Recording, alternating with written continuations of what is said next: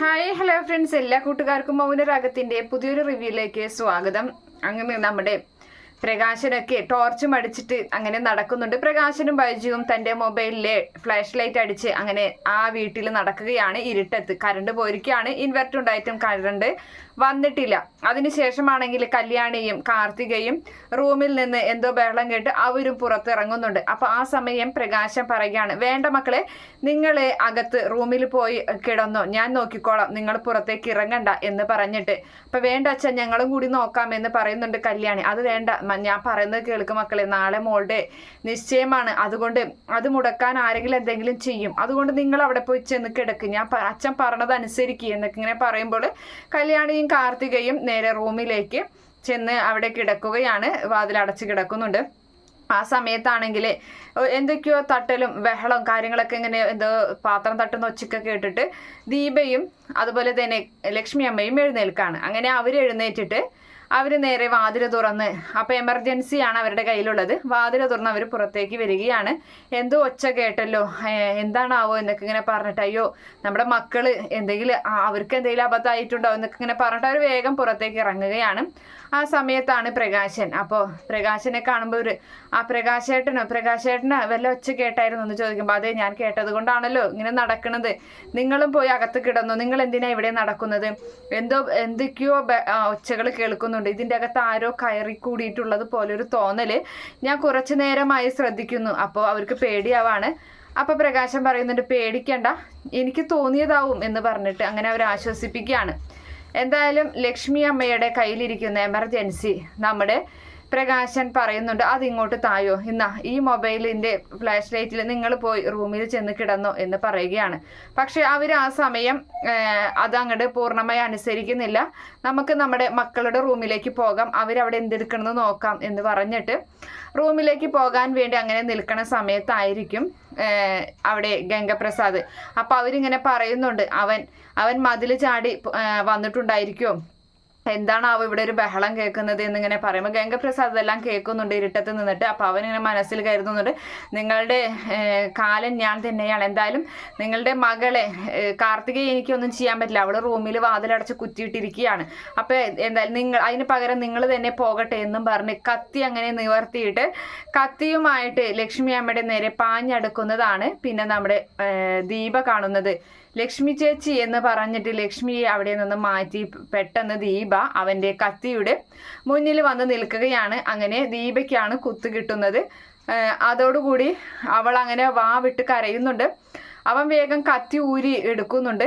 അതുപോലെ തന്നെ അവൻ ലക്ഷ്മി ദീപ എന്ന് പറഞ്ഞിട്ട് അവനെ ഒരു കൈ കൊണ്ട് തട്ടി മാറ്റി. അവനാണെങ്കിൽ ജീവനും കൊണ്ട് ഓടുകയാണ്. അപ്പോൾ ആ സമയത്ത് ദീപയുടെ കരച്ചിൽ കേട്ടിട്ട് ലക്ഷ്മി അമ്മ വേഗം ലക്ഷ്മിയുടെ കൈകളിലേക്ക് ദീപ അങ്ങനെ വീഴുകയാണ്. അപ്പോഴേക്കും കല്യാണിയും കാർത്തികയും, അയ്യോ എൻ്റെ അമ്മയുടെ ഒച്ചയില്ലേ ആ കേട്ടത് എന്നും പറഞ്ഞ് അവിടെ നിന്നും ബെഡിൽ നിന്ന് ചാടി എഴുന്നേൽക്കുകയാണ്. അങ്ങനെ അവർ വാതിൽ തുറന്ന് പുറത്തേക്ക് വരുന്നുണ്ട്. അങ്ങനെ പുറത്തേക്ക് വരുമ്പോൾ കാണുന്ന കാഴ്ച ബ്ലഡിൽ കിടക്കുന്ന നമ്മുടെ ദീപയെയാണ്. അപ്പോഴേക്കും കല്യാണി ആയാലും കാർത്തിക ആയാലും നല്ല വാൻ വിട്ട് കരയുന്നുണ്ട്. അപ്പൊ അവനാണ്, ആ ഗംഗപ്രസാദ് ഇവിടെ ഉണ്ടായിരുന്നു, അവനാണ് ഇത് ചെയ്തത് എന്ന് ലക്ഷ്മി അമ്മ പറയുന്നുണ്ട്. അപ്പോഴേക്കും ഈ പറയുന്ന പ്രകാശനും ബൈജുവും പുറത്തെത്തിയിട്ടുണ്ടായിരുന്നു. അങ്ങനെ പുറത്ത് ഇരുട്ടത്തൊക്കെ ആ എമർജൻസി ലൈറ്റിൽ ഇങ്ങനെ നോക്കിക്കൊണ്ടിരിക്കുമ്പോഴായിരിക്കും പെട്ടെന്ന് അവരുടെ ഇടയിലൂടെ അപ്പോൾ അവർ ബാക്കിലത്തെ ഡോറ് തുറന്ന് കിടക്കുന്നത് കാണുന്നുണ്ട്. അപ്പോൾ ബൈജു പറയാണ്, അതേ പ്രകാശേട്ട ഡോറല്ലേ ആ തുറന്ന് കിടക്കുന്നത്, അപ്പോൾ ആരും അകത്തുണ്ടോ, അത് ഉറപ്പ് തന്നെയാണെന്ന് പറഞ്ഞിട്ട് അങ്ങനെ അവർ പുറത്തേക്കാണ് നോക്കുന്നത്. എമർജൻസി ലൈറ്റൊക്കെ ആയിട്ട് പുറത്തേക്ക് നോക്കുമ്പോൾ പെട്ടെന്ന് ഇവരെ തട്ടി മാറ്റിയിട്ട് അതിൻ്റെ ഇടയിലൂടെ ഗംഗപ്രസാദ് ഓടുന്നതാണ്. അപ്പോഴേക്കും ഇവരെ രണ്ടുപേരുടെയും കാലിന് മുഴുവനായി, രണ്ടുപേർക്കും ആക്സിഡന്റ് നടന്നത് കൊണ്ട് തന്നെ കാലിന് പ്രശ്നമാണല്ലോ. പക്ഷെ ഇവർ രണ്ടുപേരും ഗംഗപ്രസാദിന്റെ പുറകെ ഓടിയിട്ടും ഗംഗയെ കിട്ടുന്നില്ല കേട്ടോ. അങ്ങനെ ഗംഗ ഓടി വേഗം അവരുടെ ഗേറ്റ് എടുത്ത് ചാടുകയാണ്. അപ്പോൾ ആ സമയം ഈ പറയുന്ന ബൈജു ബൈജു എന്ന് പ്രകാശം വിളിക്കുന്നുണ്ട്, പിടിക്കടാ എന്ന് പറയാണ്.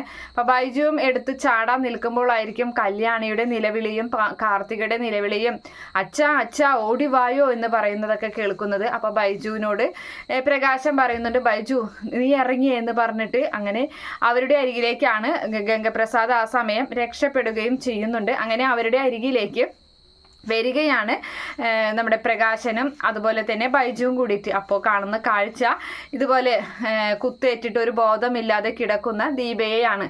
അപ്പോഴേക്കും ദീപയെയും കൊണ്ട് കല്യാണിയും നമ്മുടെ ബൈജുവും പ്രകാശനും കൂടി ഹോസ്പിറ്റലിലേക്ക് കൊണ്ടുപോകുന്നുണ്ട്. കാർത്തികയുടെ അമ്മ ലക്ഷ്മിക്കും നല്ല കുറ്റബോധം. അവരിങ്ങനെ പരസ്പരം പറയുന്നുണ്ട്, അമ്മേ നമ്മൾ എന്തിനാ ഈ നാട്ടിലേക്ക് വന്നത്? ഈ നാട്ടിലേക്ക് വന്നത് ഇവരെ അപകടപ്പെടുത്താൻ വേണ്ടിയിട്ടായിരുന്നു. എന്തിനാ അമ്മേ നമുക്ക് അവൻ്റെ മുന്നിൽ നിന്ന് കൊടുക്കാം. നമ്മുടെ ജീവൻ തീരുന്നെങ്കിൽ തീരട്ടെ, അതോടുകൂടി അവൻ്റെ പ്രതികാരം അവസാനിക്കുകയുള്ളൂ. നമ്മളെ സ്നേഹിക്കുന്നവർക്ക് ഇങ്ങനെ ഒരു ആപത്ത് വന്നത് സഹിക്കാൻ പറ്റുന്നില്ല.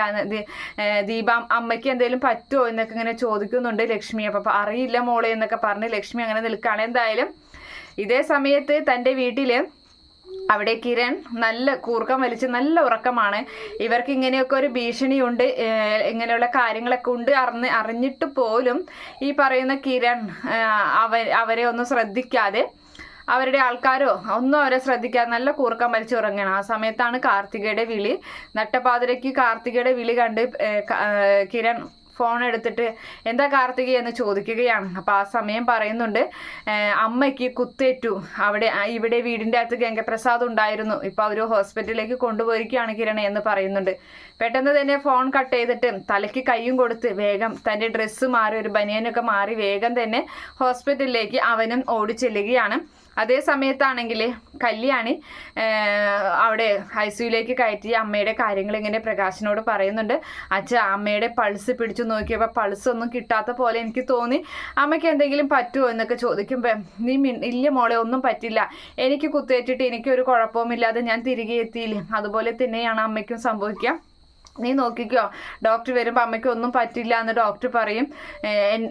ദീപയുമായിട്ട് ഒന്നിച്ച് ഞാൻ ടെക്സ്റ്റൈൽസിൽ പോയി അവർക്കുള്ള ഡ്രസ്സൊക്കെ എടുത്തിട്ട് പുതിയൊരു ജീവിതം ഞങ്ങൾ തുടങ്ങിയതായിരുന്നു. ദൈവം ഞങ്ങളെ അങ്ങനെ പരീക്ഷിക്കുമോ എന്നുള്ള രീതിയിലൊക്കെ ഇങ്ങനെ പ്രകാശനും ചോദിക്കുകയാണ്. എന്തായാലും അപ്പോഴേക്കും നമ്മുടെ കിരൺ അവിടേക്ക് ഓടിയെത്തുന്നുണ്ട്. കിരണിനെ ഒരുപാട് കുറ്റപ്പെടുത്തുന്നുണ്ട് കല്യാണി. കിരണിനോട് പറയുന്നുണ്ട്, ഞാൻ അപ്പോഴേ പറഞ്ഞതല്ലേ കിരണേട്ടനോട് എൻ്റെ കൂടെ വന്ന് നിൽക്കാൻ, അവിടെ കാർത്തികേച്ചിയുടെ വീട്ടിൽ വന്ന് നിൽക്കാൻ. കിരണേട്ടനല്ലേ അത് സമ്മതിക്കാഞ്ഞത്. കിരണേട്ടൻ അവിടെ വന്നിരുന്നെങ്കിൽ ഇവനെ കൈകാര്യം ചെയ്യാമായിരുന്നില്ലേ? ഇപ്പൊ ഇവർക്ക് രണ്ടുപേർക്കും കാലുകൊണ്ട് വയ്യാത്ത രണ്ടുപേരാണ്.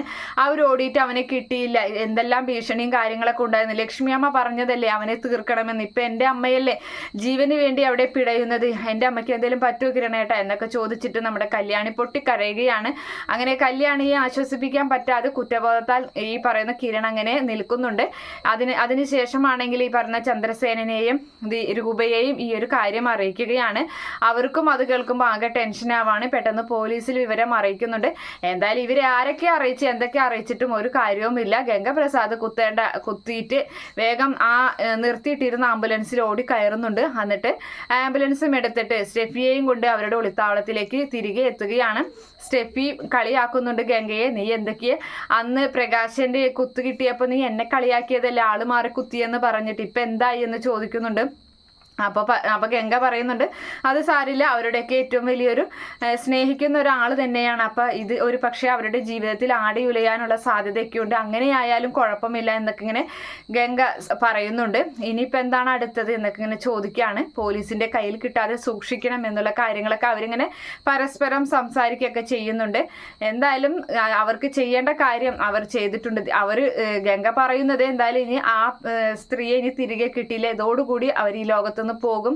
അമ്മ അതിന് കുത്താണ് ഞാൻ കുത്തിയിട്ടുള്ളത് എന്നൊക്കെയാണ് ഗംഗയുടെ വിശ്വാസം. എന്തായാലും കാത്തിരുന്ന് കാണാം. ഈ റിവ്യൂ ഇഷ്ടപ്പെടുകയാണെങ്കിൽ ഈ ചാനൽ ഒന്ന് സബ്സ്ക്രൈബ് ചെയ്ത് സപ്പോർട്ട് ചെയ്യണേ. Okay friends, bye, thank U.